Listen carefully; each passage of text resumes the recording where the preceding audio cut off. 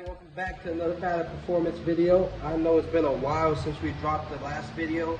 We got the RSX behind me again. We're going right back into it.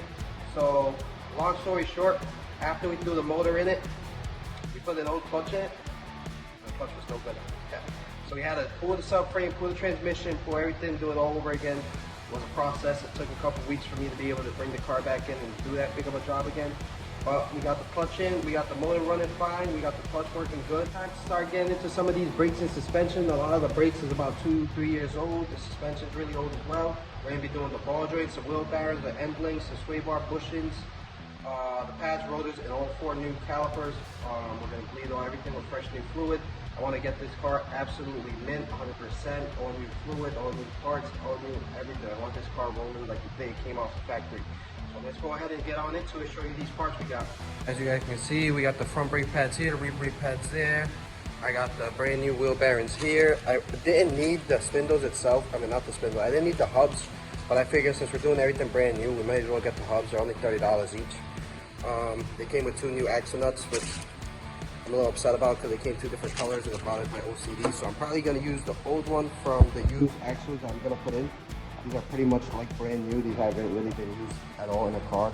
They were just bought and taken out the boxes. So I picked those up for the RSX as well. And then we have the 2 new calipers here, which I went ahead and already painted yellow because I'm a racer and I like yellow. And I think they'll look pretty nice on the RSX. At least way better than what it has now. Red looks decent. It's, you know, common. Everybody does red calipers. For me, I'm gonna race that shit out. Put that shit at yellow. So yeah, we have everything ready to get started. As you can see, featured my new toolbox as well, which I picked up earlier in this week and absolutely fell in love with. So yeah, let's go ahead and get into these repairs and get these wheels pulled off and get to it. New wheel bearing hub assembly and ball joint is installed. We got the newer axle installed as well. I removed the end links, going to do the sway bar bushings right now and put everything back together and get the new calipers and brakes on, and then move on to the other side.